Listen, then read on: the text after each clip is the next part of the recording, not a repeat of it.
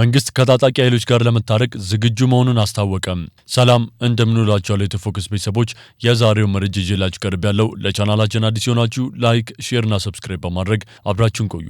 ማንም ሰው በሰላማዊ መንገድ ህግና ስርዓት አክብሮ የሚመጣ ከሆነ ለመታረቅ ብቻ ሳይሆን አብረን ለመስራት ዝግጁ ነን ሲሉ ጠቅላይ ሚኒስትር አብይ አህመድ ተናገሩ። ሊታረቅ የነበረን አካል እንዳይታረቁ የሚያደርጉ አካላት እንዳሉም ጠቅሰዋል። ጠቅላይ ሚኒስትሩ ይህንን የተናገሩት ጥቅምት 18 ቀን 2018 ዓ.ም በተካሄደው የህዝብ ተወካዮች ምክር ቤት 5ኛ ዓመት የሥራ ዘመን ሁለተኛ መደበኛ ስብሰባ ላይ ከምክር ቤቱ አባላት ለቀረቡላቸው ጥያቄዎች በሰጡት ምላሽና ማብራሪያ ነው።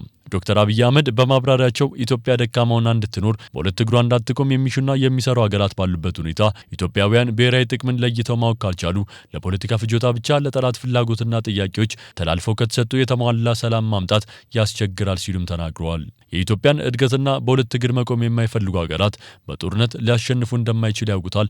የኢትዮጵያን አቅም ላኪው ያውቀዋል፣ ተላላኪው ግን በሚነገረው ቁጥር ዘሎ እዚህ የሚመጣ ስለሚመስለው ይጓጓል ሲሉም ተደምጠዋል። ኢትዮጵያ ለመገንጠልም ለመጠቅለልም አትመችም ያሉት ጠቅላይ ሚኒስትሩ በተግባር ኢትዮጵያውያን ካለማወቅ በጉጉትና መሻት ብቻ የሚጋልቡ ፈረሶች ሀሳባቸውን ለማሳካት ቀላሉ መንገድ የሚመስላቸው ከጠላት ጋር ማበር ነው፣ ማን እንደሚጠቀልሉም አያውቁም ሲሉም ተናግረዋል። ይህ ችግር ባለበት ሁኔታ የተሟላ ሰላም ማምጣት የራሱ ውጣ ውረድ አለው ሲሉም ጠቅሰው በመሳሪያ የሚመጡ ሰዎች ከመሳሪያ ያለፈ ነገር ማሰብ አይችልም ያሉት ዶክተር አብይ ኢትዮጵያ ውስጥ ሰላማዊ የስልጣን ሽግግር ብቻ ነው የሚያስፈልገውም ብለዋል። በሰላም ደግሞ መሄድ ትዕግስትና ጊዜን ይጠይቃል ሲሉም ጠቅሰዋል።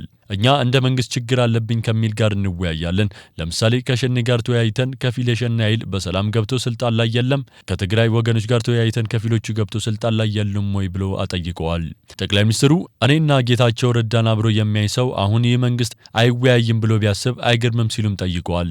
የአማራውንም ሆነ የኦሮሞውን ሸኔ ተወያይቶ የመጣን ተቀብለናል ያሉት ጠቅላይ ሚኒስትሩ በአገሪቱ የሚንቀሳቀሱ ታጣቂዎች ተላላኪ ናቸው፣ አላማ የላቸውም፣ ታገልኩለት የሚሉትን ህዝብ እየገደሉ ልማት እያደናቀፉ ታገልኩል ለማለት ምን ማለት ነው ብለዋል። እኛ ለመወያየት ዝግጁ ነን። ማንም ሰው በሰላማዊ መንገድ ህግና ስርዓት አክብሮ የሚመጣ ከሆነ ለመታረቅ አይደለም አብረን ለመስራት ዝግጁ ነን፣ አሳይተናል 2-3 ጊዜ ሲሉም ተደምጠዋል። በእኛ ውይይት የማይፈቱ ነባር ችግሮች አሉ ያሉት አብይ ከሸኔዎች ጋር ብንወያይ የማይፈታ አለ ብለዋል። አካታች ሀገራዊ ምክክር እናደርግ የምንለውም ይህንን ለመፍታት ነው ሲሉም ተደምጠዋል።